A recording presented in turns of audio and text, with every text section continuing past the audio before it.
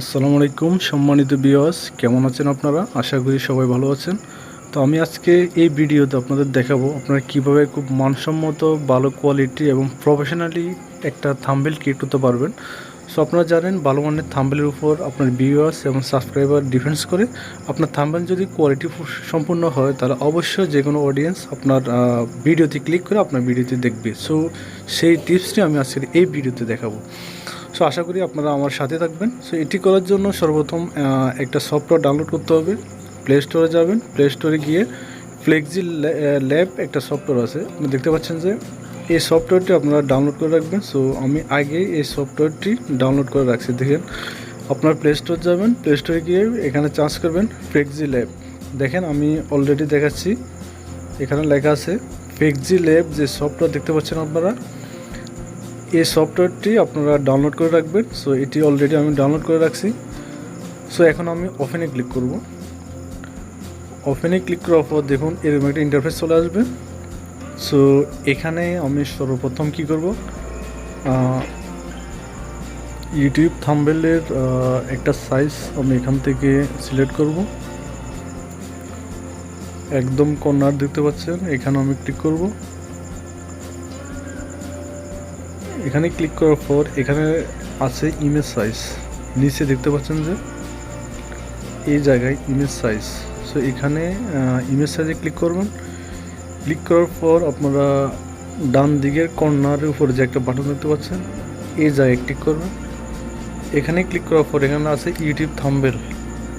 So আপনারা YouTube থাম্বনেলে click করবেন। YouTube থাম্বনেলে click করার পর আমরা দেখতে পাচ্ছি যে ইউটিউব থাম্বনেলের সাইজ 1280x720। সো এই সাইজটি অটোমেটিকলি এখানে চলে আসবে। দেখুন এই সাইজটি অটোমেটিকলি আমার ইমেজের যে সাইজটা, থাম্বনেলের যে সাইজটা, এটি অটোমেটিকলি আমার এখানে স্ক্রিনে দেখাচ্ছে। সো এখানে আপনি থাম্বনেলের যে কোনো একটা কালার সিলেক্ট করতে পারবেন। কালার সিলেক্ট করার জন্য নিচে দেখতে পাচ্ছেন একটা অপশন আছে, আমি আপনাদের দেখাচ্ছি। দেখুন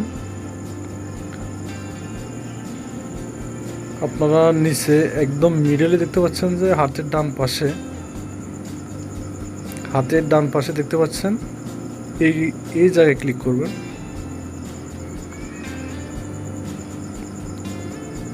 এই হাতের ডান পাশে জায়গায় ক্লিক করার পর আপনি এখানে কালার নামে একটা অপশন আছে একদম বামে, কালার আপনি ক্লিক করবেন। কালারে ক্লিক করার পর এখান থেকে যে কোনো একটা কালার আপনি সিলেক্ট করতে পারবেন।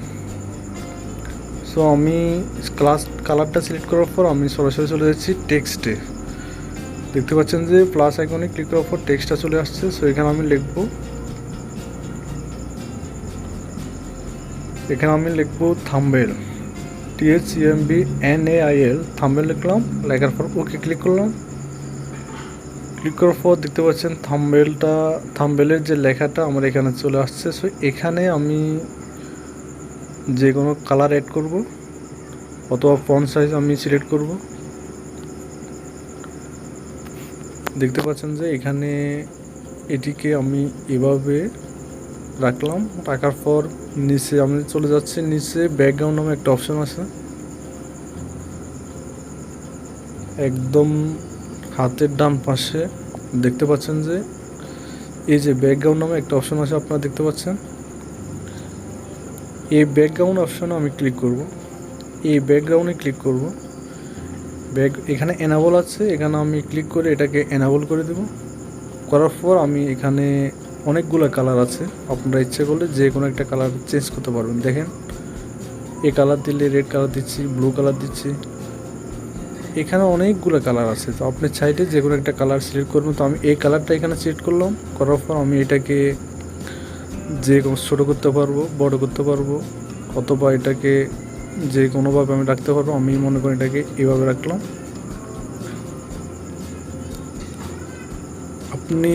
আপনি যদি মনে করেন এভাবে রাখলে এটি খুব সুন্দর দেখাবে, এটি আপনার উপর ডিপেন্ডস করে। যেভাবে ভালো মনে হয় আপনি এটাকে ওইভাবে সেট করবেন। সো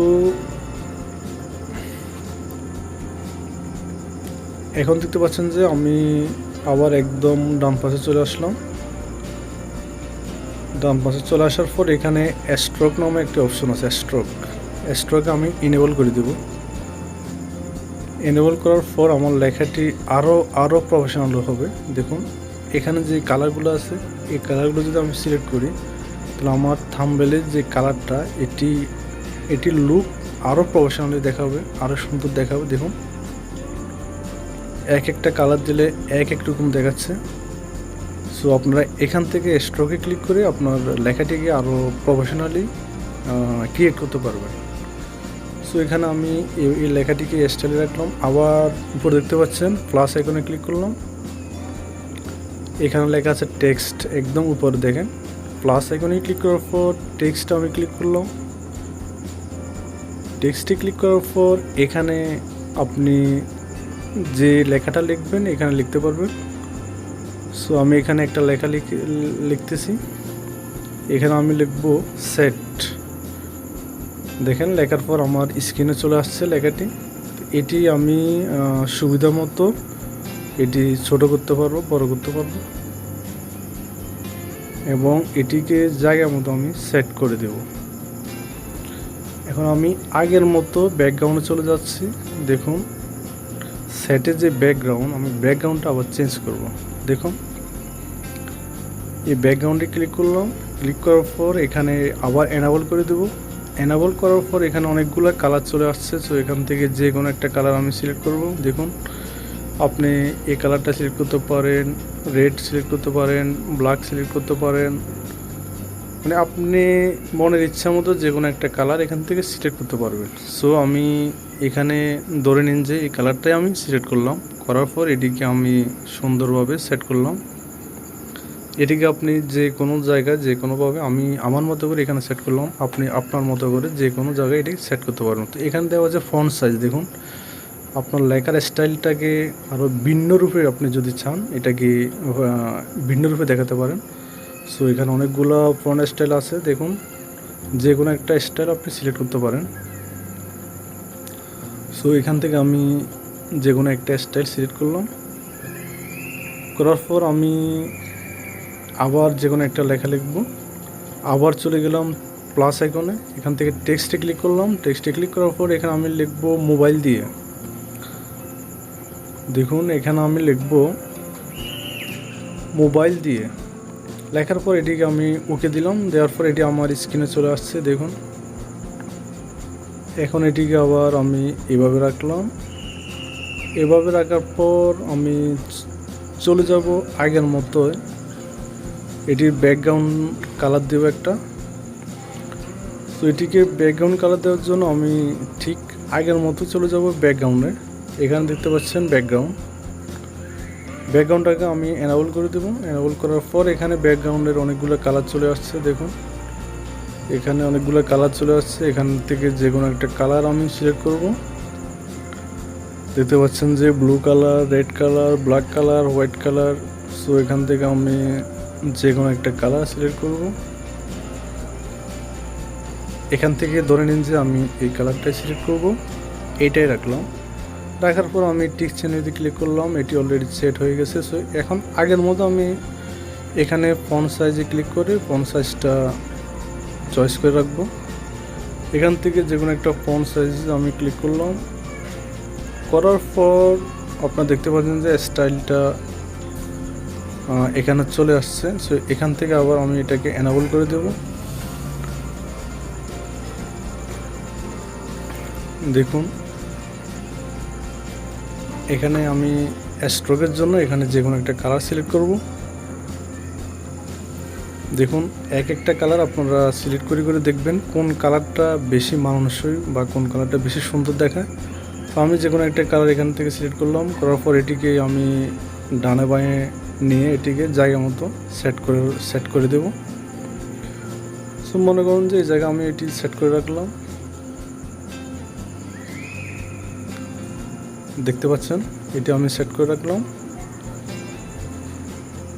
সো এখন আপনাদের দেখাবো আপনারা কিভাবে একটা থাম্বনেল ক্রিয়েট করার পর আপনারা এই থাম্বনেলটাকে আপনারা কিভাবে সেভ করবেন।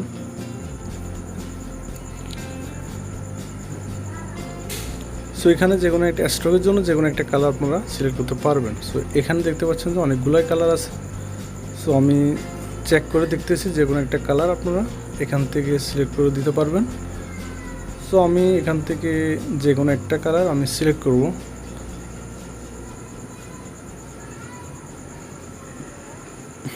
সিলেক্ট করার পর এটাকে আমি এইভাবে সেট করে রাখবো। এরপরে দেখতে পাচ্ছেন একদম থ্রি ডটে আমি ক্লিক করলাম। থ্রি ডটে ক্লিক করার পর এটিকে আমি সেভ করব। সেভ করার জন্য দেখতে পাচ্ছেন যে একটা এক্সপোর্ট ইমেজ দেখতে পাচ্ছেন। এক্সপোর্ট ইমেজে আমি ক্লিক করব। ক্লিক করার পর একদম নিচে দেখতে পাচ্ছেন যে সেভ টু